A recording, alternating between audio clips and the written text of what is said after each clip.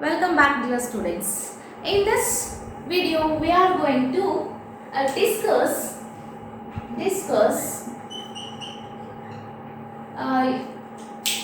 W is equal to e to the power z. So this is one of the most important discussion, I can say. So here I am going to say this. We know that W is nothing but u plus iv, and similarly we know that z is equal to x plus iy. So let us utilize this 2 here. So this I can write it as u plus iv is equal to e to the power of x plus iy. Oh well, this is we know that the basic things are, if the bases are same, under multiplication we can add the parts in such a way. I am just going to write this as e to the power of x into e to the power of iy. So this is a standard function you have to remember, so that I can just write it as, e to the power of x into cos y plus I sin y. Is it so? So hope you people are not having any doubts in this. So when we take that into the consideration, this I can write it as u is equal to e to the power of x into cos y as its real part, and imaginary part as v is equal to e to the power of x into sin y.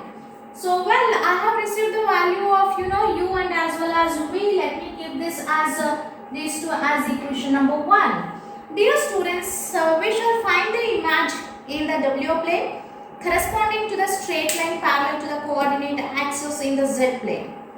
That is, x is equal to constant and y is equal to constants. Let us remove the x and y separately from equation number 1. So that what I am going to do, so I am just squaring equation number 1, squaring and adding equation number 1. Let's see what is going to happen. So u squared, I am squaring, plus adding means plus v squared. I am adding LHS with respect to LHS, RHS with respect to RHS. So I am just going to e to the power of 2x will become common in both the things. So I can say cos square y plus sin square y. Is it so? So we know that a cos square y plus sin square y is 1. So I can say u square plus v square is equal to e to the power of 2x. Let me keep this as equation number 2. And similarly, let me just go for v divided by u. What happens when I take v divided by u? We'll see. E to the power of x sin y divided by e to the power of x into cos y. I can cut e to the power of x, e to the power of x on both numerator and denominator. I can write v divided by is equal to sin y by cos y. I can write this as tan y. So let me keep this equation as number 3. Dear students, here let me consider the case 1 x as c1, and let us put it in the equation number 2. So case 1, let me keep equation x as c1 in equation number 2. What happens? U square plus v square is equal to e to the power of 2c1. Here you all should notice, and here you should observe that this represents a circle with the center origin and radius in the w plane. So let me just call this as r square. I can say it's a constant. We'll just keep it as it is. Let me say like that. So now after that, what it is, since it represents a circle with the center, origin and radius.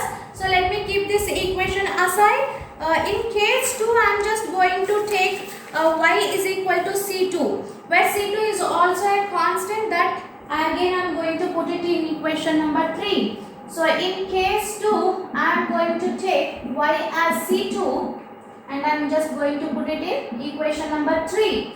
So equation number 3 becomes so V by U is equal to tan C2. See, this C2 I have already told you that it is a constant. So even you can say that it is just another, say, m, constant, say m. So I can say V is equal to U into m. Dear students, you must observe that whereas this represents circle, whereas V is equal to um, that represents straight line passing through the origin in the W plane. So if this is the case, what happens? See, observe, in somewhere I have told you that we shall find the image in the W plane corresponding to the straight line parallel to the coordinate axis in the Z plane. That is x as considered as constant and y also as well. So now we have eliminated x and y separately from equation number 1. Is it so? Now I can conclude that the straight line parallel to the x-axis, for example, let me consider this as x-axis, and let me consider this as an y-axis. So let me consider this as this line y is equal to C2. In such a way, let me consider this line x is equal to C1. So this represents the straight line, and when I consider this, this represents a circle. So I have a, this is a u axis and this is a v axis. Here I have a circle, as I have told you that this r square represents a circle. So here I can say that. So this is r square, I can say that, and I can say this as u square plus v square even is equal to e to the power of 2c1, and if this straight line, this exactly straight line, this says that v is equal to mu. So that is the equation of a straight line, I can say. So after that I can directly say that this is a tangent which is going to occur here, and this represents 90 degree. Well, finally we can conclude that the straight line parallel to this x-axis y is equal to C2 in the z plane maps onto a straight line passing through the origin in the W plane. So here I can say that this is a z plane and this I can say this is W plane. Is it so? So later on I can suppose if we draw a tangent at the point of intersection of these two curves in the W plane at the point P, where exactly it represents the right angle, means 90 degree. The angle subtended is equal to 90 degrees. So we can say that these two curves can be regarded as a orthogonal trajectories each other. So hope you people understood the discussion. W is equal to e to the power of z. So thank you everyone. Stay home, stay safe.